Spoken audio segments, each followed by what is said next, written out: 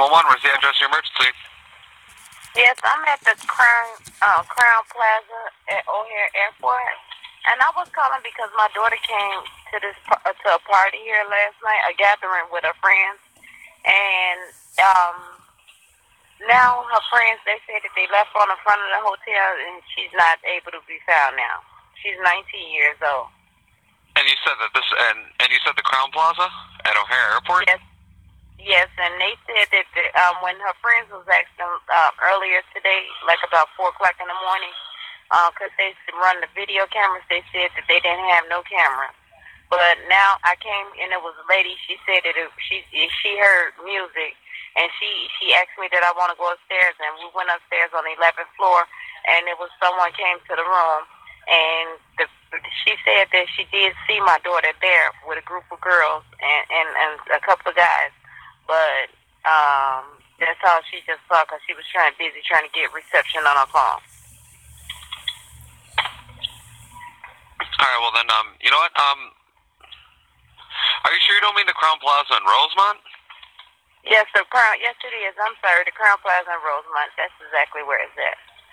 I'm okay, so sorry. No, it's okay. And have you and you said you spoke with the front desk. I'm sitting outside right in front of the hotel in a parking lot right now. And they were saying that they haven't seen your daughter since she left, or? No, this is a different set. This is a different new. I'm sorry, it's a new shift, and they said that they haven't seen her. Well, of course they wouldn't have seen her because this is like 3 or 4 in the morning. And I just seen that she was here because I just found the ticket. Where they entered this hotel, it was at 1:36 p.m. So hold on, this is not her ticket because this was on the 6th. My daughter wasn't here on the 6th. Okay, and you know, real quick, I'm just gonna see if maybe I'm gonna see if maybe she was here at all. What's your daughter's name? Her name is Kenika Jenkins. All right, and could you spell her? The room wasn't registering her name. She came with some friends here. No, and yeah, I just want to verify. I'm about to say I actually just came in myself. Probably been on shift for about 45 minutes, so I just want to make sure that maybe she didn't get arrested and sent on her. You know what I mean? I just want to double check everything. But okay, thank you. You're very welcome. But it doesn't look like we had any run-ins with her last night at all. Do you think it's possible maybe she went to one of her friends' houses, or she's probably? No, actually, because she had my car. She was driving my car. I don't like nobody to drive my car because my insurance will not pay for no one besides her. And her friends kept calling my phone. I told them to stay out here. They stayed out here, but they called me like about 3-something in the morning. I was laying in the bed. I just had breast surgery. I fought breast cancer. So I'm, sedated off medication early. And they telling me she out here. So once I rejuvenated, to strengthen myself enough to get up and drive out here to look for her. Once they brought me my car, I came right out here. And I came to the hotel and I showed them a picture of her and I asked them if they see it. And there was a lady in the lobby. And she heard me asking at the front desk, and she said it was music. She did hear music. She called and walked downstairs to report the room, and come to find out it was the people next door. And when we knocked on the door, that person said that she did see my daughter downstairs with, it was like 4 of them, and it was 4 of them. And she said my daughter, she was with 3 of her friends, but her 3 friends said, which then, these kids won't tell the truth. They said that they went upstairs to get her cell phone. And when they went to get her cell phone, she was standing in the lobby, in the front lobby. And then when they came back down, she wasn't there anymore. No, I completely understand. East of Java entryway with Ohio registration. The one issue we have, and it's not necessarily that it's an issue, but she is an adult. She is 19 years old, and I mean, as of right now, she's 19 years old. That's my daughter. She's 19. Her name Kenika Jenkins, Keneka. No, yes. No, I remember that. You told me that she was 19. But what I'm saying is that she's only been gone for a couple hours. you know, I don't know, maybe she's, you know, she could be somewhere with one of her friends or something, because, I mean, it is only a couple hours since you hadn't seen her, correct? Or since her friend supposedly hadn't seen her? Correct. Let's say about 3 to 4 hours now, they said. They told me. It was like 4 o'clock in the morning when they called me. Yeah. All right, well, I guess the one, are you looking to file a missing persons report then, or are you just... Or would you... I'm sorry, go ahead. I'm so sorry, sir, but I just want to know, is it possible that maybe they can look at the cameras and see, it's because they send the police out here and ask them to look at the cameras and see if they've seen her on their cameras around that time? I was about to say, even if I did send an officer, it would take a little bit in order for us to get the camera footage and for us to pass it on to the detectives division. Okay. Okay. So what would you suggest? Well, again, the only thing I would suggest maybe just you know, give her a couple hours.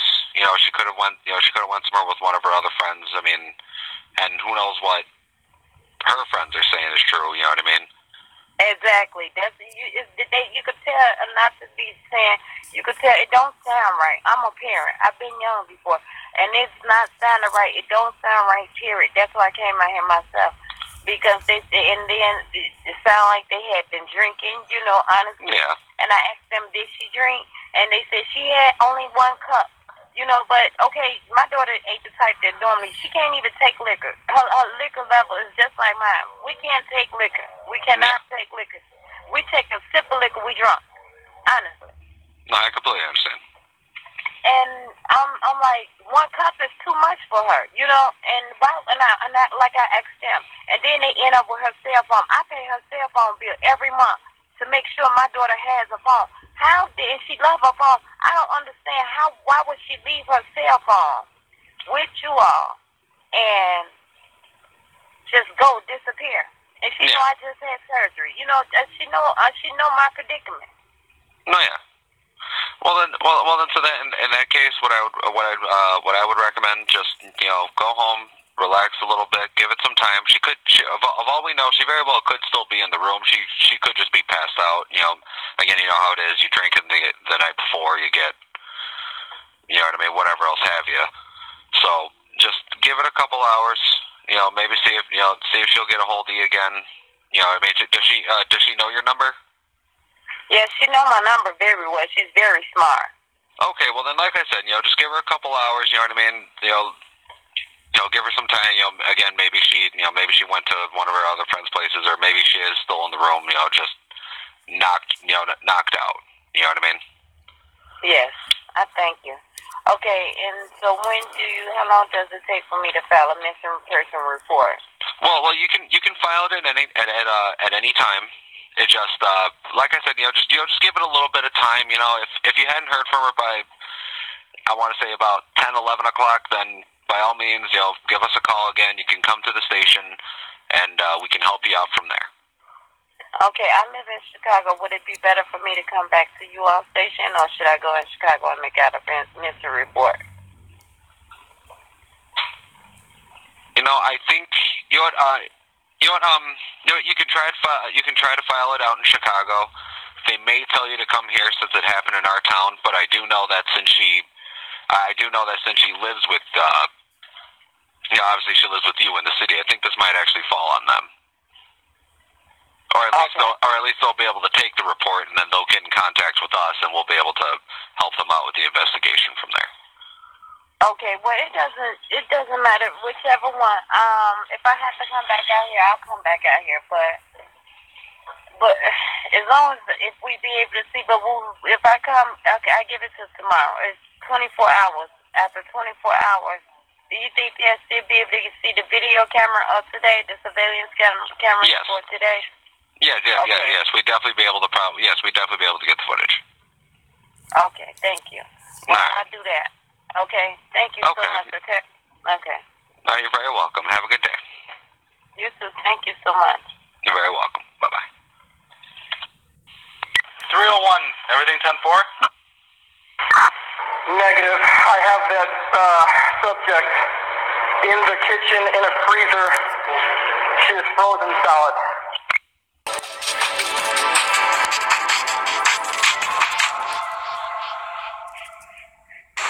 Hi, my name is Emily Peak. I'm a communications supervisor with the Westminster Police and Fire Department. I've been with the city since 2010 and in this role for the past 2 years. Here in the Westminster Dispatch Center, we answer all 911 and non-emergency calls for the city of Westminster. In 2014, we answered over 220,000 phone calls. We also dispatch for the police, fire departments, and animal management. We also talk with several other city departments, including utilities, streets, snowplow drivers, and Stanley Lake Rangers. Dispatchers never know what will be on the other end of the line when they pick up the phone. A typical day may include a hysterical mom with her baby not breathing, a tow company reporting a repossession, an officer involved in a vehicle pursuit, a domestic violence call, a suspicious person near a school, an oven on fire, and really anything else you can imagine. Because we take such a wide variety of calls, we must be familiar with all the different resources in the city and surrounding areas. We constantly communicate with schools, hospitals, Excel, and neighboring police and fire agencies. When we look to hire dispatchers, we look for someone that's great at multitasking, making decisions, can work long, often overnight hours, has great customer service skills, and is calm under pressure. Training to become a dispatcher is a very lengthy process. In order to get hired, you must pass a 2-hour dispatch-specific computer test and then a 2-hour written test that evaluates your multitasking and decision-making skills. Once you're hired, we do an in-house classroom-style academy for about 5 weeks where you learn the basics of call taking, dispatching, geography, personnel, policies, and liability. Training then moves to the dispatch floor where you're paired with an on-the-job trainer for 6 to 8 months every day. Hi, I'm Sylvia Montoya, and I am currently in our training academy to be a 911 dispatcher. It's pretty intense training. We are learning right now. We're going through computer programs, everything that goes into taking a 911 call. We're also learning emergency medical dispatch so that we can also do that and be certified. Westminster 911, where is your emergency? Dispatchers are responsible for knowing a great deal of information and must be prepared to handle many different situations. All of our dispatchers are also nationally certified in emergency medical dispatching. This qualifies us to talk callers through medical issues from CPR to childbirth and everything in between, giving callers life-saving information before an ambulance arrives on scene. My name is Julie Gant. I work in police and fire dispatch. I've been here about 8 years. I would have to say my favorite part of the job is probably the people I get to work with every day, whether it be our citizens or my coworkers in dispatch, the officers we get to deal with. Every day is different and it's just enjoyable. It's a great group to work with.